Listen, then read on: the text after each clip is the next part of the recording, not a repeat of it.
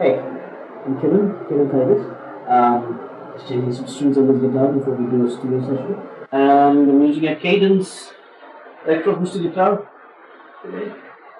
And here we go. And to help me remove these strings, I'm using an Ernie ball peg winder. Small little device, no big deal. Just makes it easier for me. Um, so my fingers are not tired from turning these tuning pegs. So I'll be able to do a good studio session after this. There we go. See that little hole there? That helps me pick up the, the peg right there, just like that.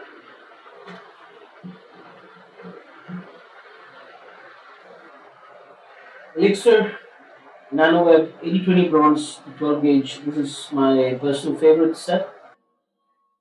On this particular set, the first string is 0.012 inches, which is 0.3 millimeter. Second string is 0.016 inches. Third string is 0.024, and that's a wound string, this being an acoustic. Fourth string is 0.032. Fifth string is 0.042. Sixth string is 0.053. It works with most guitars that I've used, most acoustics. Um, Elixirs, they just make any guitar sound better. I've used them on beginner level guitars and used those guitars on studio recording sessions. They come out amazing. The thing about these strings is that they've got a coating on top of the string. You can see it on this this pick here. That coating is what makes it last longer and gives a long sustain. These strings sound the same 3 months in as when you put them on. And they last a long while. I usually change out strings maybe once in 6 months. But I use these strings and they sound really good all the way to the end. Unlike most strings that would get dull within the first 2 weeks or so. Um, they do cost. They cost more than most of the string types, but this it's what you pay for. Well, I picked up these strings at Alberto's here in Malad for 1,500 rupees. Um, that is a lot more pricey than many of the other strings that you see on display there or in most of the stores, but it's it's worth paying extra for. It really lasts long. It's got a fresh sound throughout, and it can make really simple, even not so great guitars sound really good.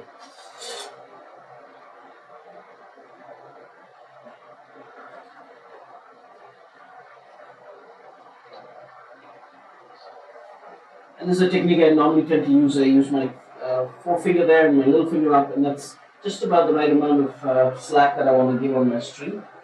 So that I get at least a good 3 windings in on each string. Less than that, and you might have stability issues with tuning. Not much, but just a little bit. I've seen people do hardly one winding, and usually they have tuning issues. Um, The thicker strings, you don't want to do more than 3 windings. You don't have enough space here on this on the stock here. So 3 windings is about as 3 to 4 windings is what you want to do.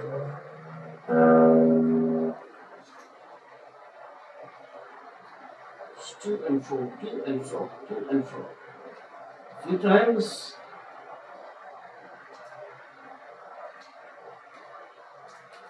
And there it goes. So you've got this part of the peg winder. Slide it on the two sides. Just slide it in. You can pull this out. Simple little technique. Just put it around. Just push it through, and it pulls it up like that.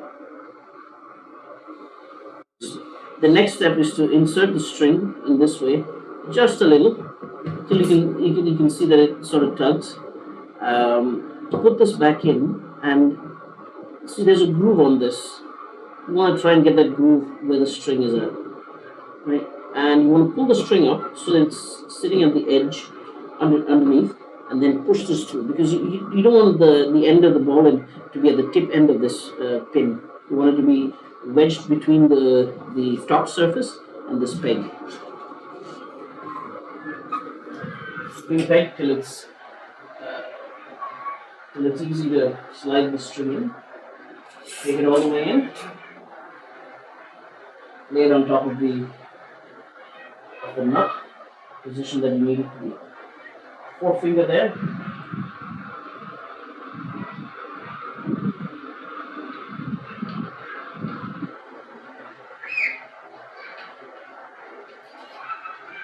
The important part about winding is that you need to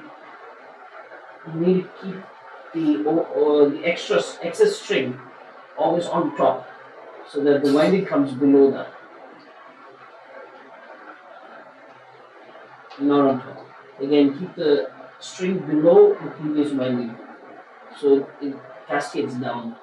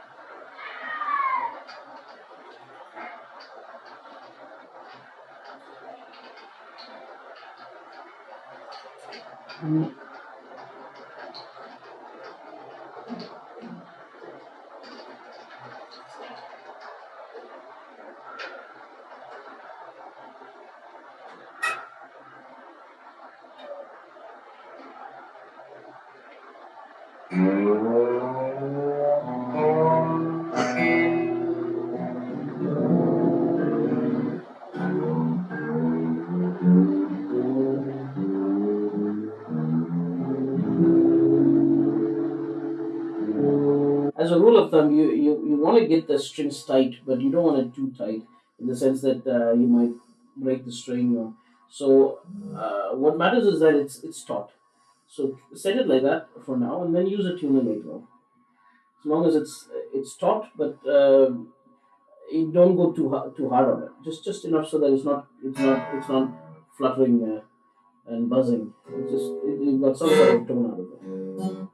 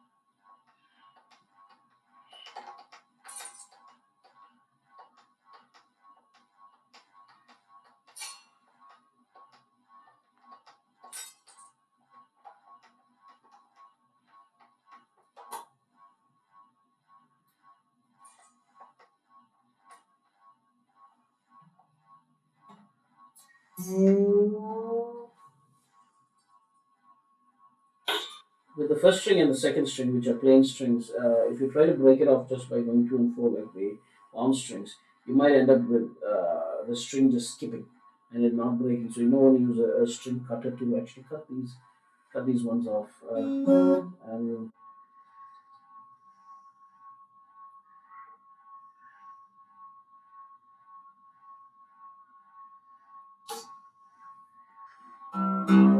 so I'm using a guitar tuner here to set up the tuning of this.